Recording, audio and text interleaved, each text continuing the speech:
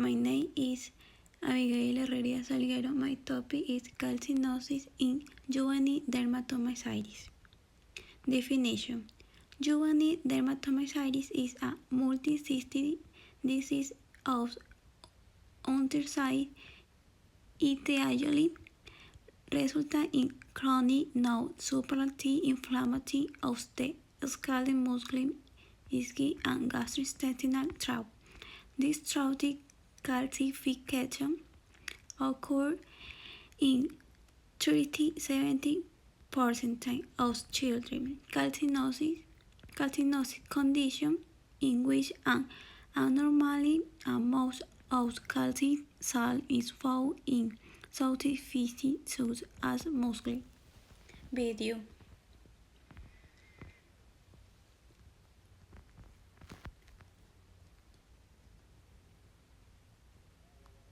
I wanted you to go to slide number 6, the first picture slide, if you could, and truly to say that children with juvenile dermatomyositis are the primary group that I'm going to be talking about today. Juvenile dermatomyositis is the primary form of myositis that children do get, even though there's other forms of it, and some of this is applicable to those as well. If you move to the next slide, slide number 7, that these children have some very classic rashes that we describe that are features that we can see that make us concerned about or are actually diagnostic of juvenile dermatomyositis. And if you move on to slide number 8, this is showing you a picture of all the manifestations, all the possible features that children could have when they present and during the course of their condition as it goes on. And really, there's multiple areas that we can see. Some children will have fevers and just feel very exhausted and tired.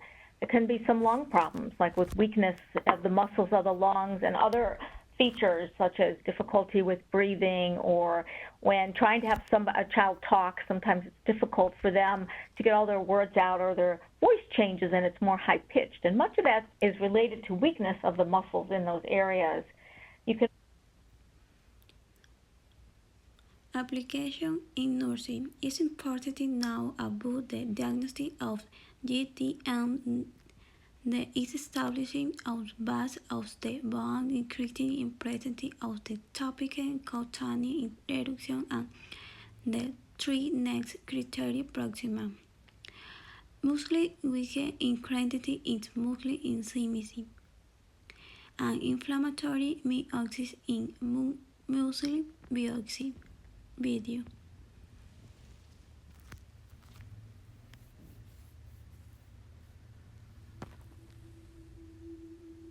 The role of physiotherapy in managing children with JDM is twofold, really. Firstly, it's to help with the assessments. Well done. Okay. And we can help the doctors to come to the diagnosis by doing various muscle tests and various functional tests. And once a child then is diagnosed with JDM, the role of the physio is to make sure that we are doing all that we can to keep children as active as possible, to keep their muscles as strong as we can, and to make sure they don't end up with any joint stiffness. Really good. I was limited to what I could do. I couldn't run fast, or I couldn't hold onto a bar and hold myself up. I was behind all the other kids. The assessment that's called the CMAS is a very common assessment that's used in JDM. It stands for Childhood Myositis Assessment Scale. Now, this is a standardised assessment, which means that the results can be compared over time, one episode to another. The assessment usually takes around about 20 minutes, and during that assessment we ask the children to do a variety of different tasks, which some of them we need to time, some of them are just them moving around the room. When I went to the physio, we'd do stretches and she'd ask me, how am I going? What can't you do? Are you limited? So depending on what particular limitation that particular child has, then the physiotherapist would develop an individualised program, which would include stretching, it would include exercises, and then the child would basically do that at home themselves. Tom is a young man that I met when he was 4. Once he started on treatment, and he was an extremely cooperative patient, he did all his physiotherapy, he did his activities that were prescribed.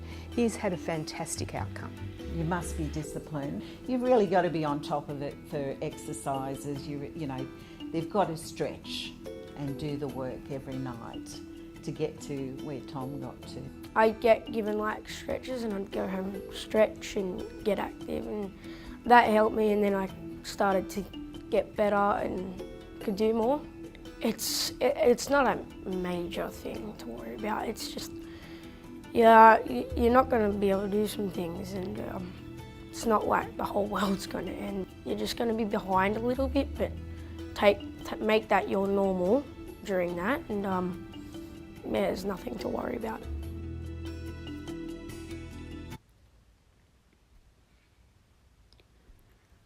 Pros and cons. Pros: the correct diagnosis protects the patient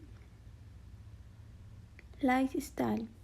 Cons: the wrong diagnosis can confuse in with another disease.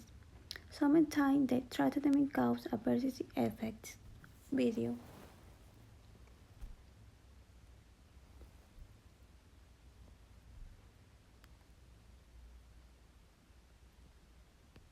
Gets it. It is a test that neurologists order and rheumatologists order, where we're trying to see how affected your muscles are. So they'll insert needles in different muscle groups, and they're looking for irritability of the muscle when you try to contract the muscle. And it tells us where to go if we want to do a muscle biopsy, so which muscle is the most affected on the EMG. The MRI we talked about, we'll sometimes use, and then ultimately the gold standard for diagnosing dermatomyositis would be a muscle biopsy. These are some of the EMG findings. These are words, they're what we call buzzwords, meaning words that we remember are abnormal in patients who have dermatomyositis. You don't need to remember them, just to know that that's what we look for when we do an EMG.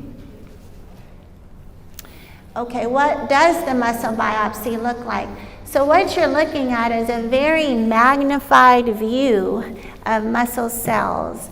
So here is a muscle cell, here is one, here is one. They're also called muscle fibers. And what we look for when we do the biopsy is we're looking for these cells. These inflammatory cells is what we call them. And there are many different kinds of muscle diseases, inflammatory muscle diseases, and so there's different patterns that we're looking for. In dermatomyositis, that inflammation is usually around the vessels that are inside the muscle tissue, so we call that perivascular, and then around a muscle fascicle. So a muscle fascicle is a collection of muscle cells or muscle fibers, and that tends to be the distribution that we'll see. There's other ways that we do check that are immunocytochemical studies that I didn't put on the slide that will often help us too with diagnosing dermatomyositis. Necrotic and regenerating fibers means that the muscle tissue has broken down and then it's starting to try to get back to normal or regenerate or rebuild itself. And that is not specific for dermatomyositis, but is seen in a multitude of other myositis disorders as well as myopathies. Myopathies are muscle diseases without the inflammation.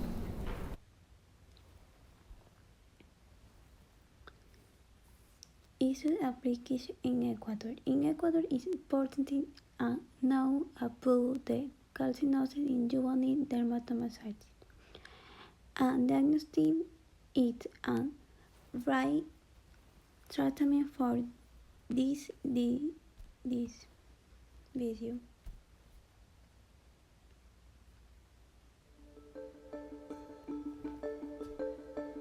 Yvonne was a patient of mine many years ago. I just had to keep listening to the doctor and saying, like, you know, I will get there. Maybe as exposure to the medical profession, she's chosen her own calling, being a paediatric nurse in this hospital. I don't know, I don't actually remember the exact moment I felt okay. It was just the rashes disappeared and there's still a bit on my elbows and knees and a bit on my eyelids, but it's something you can manage, you know. I also got calcinosis as a side effect of it. So pretty much they resemble warts and they're on my fingers. but they don't really bother me. They're just little like calcium deposits under the skin.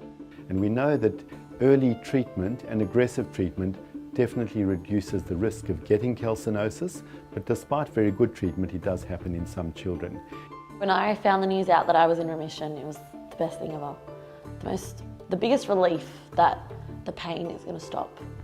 The struggle is over. It was the weight that officially lifted off my shoulders. And she's leading a very fulfilling, productive life without any ongoing signs of weakness and without any active disease. It doesn't affect me now. I travel, I work, I go out with friends. It's all normal. Having JDM, I didn't let that rule my life, and I didn't let that completely stop me from doing the things I wanted to do. Sometimes they tell me they feel stronger for it. They've gone through adversity, they've come out the other end, they know they can handle anything that life's going to throw at them. Parents that do want more information, I do recommend the Juvenile Myositis Association website, and there's a lot of support out there and their questions can be answered that way. This disease is something we can beat. We may have some battles along the way, but we're usually going to win the war here. The outcomes now are much better than they were even 10 years ago. We are thrilled. We were so happy when we got the nod that, we no longer have to come for our 6 monthly checkups, that it looks like we've got the all clear. JDM does not control your life. It's not who you are. It's a small part of you, but you don't let it completely control you.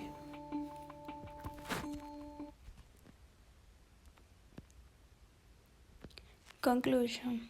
The treatment with infliximab, tridominate and aluminum hydroxide showed 2 months after the treatment that patients have improved muscular strength, and 5 of the rise, and 9 months later the radiogram showed the calcinosis and the crisis. Video.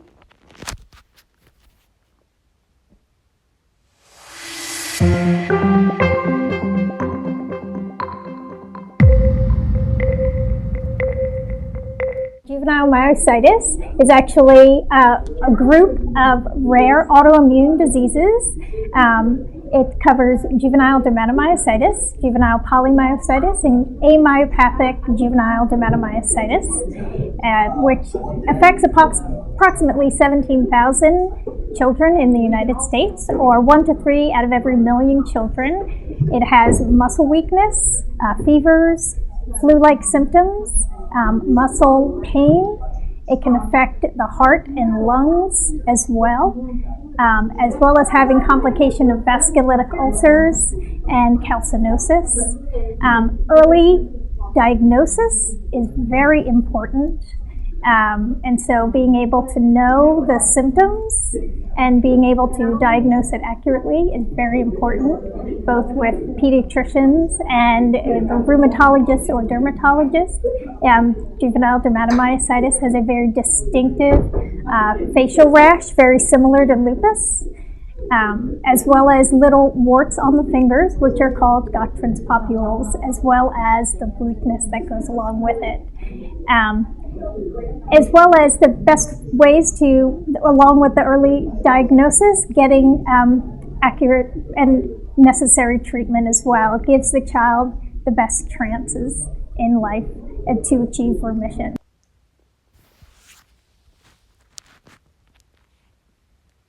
Thank you.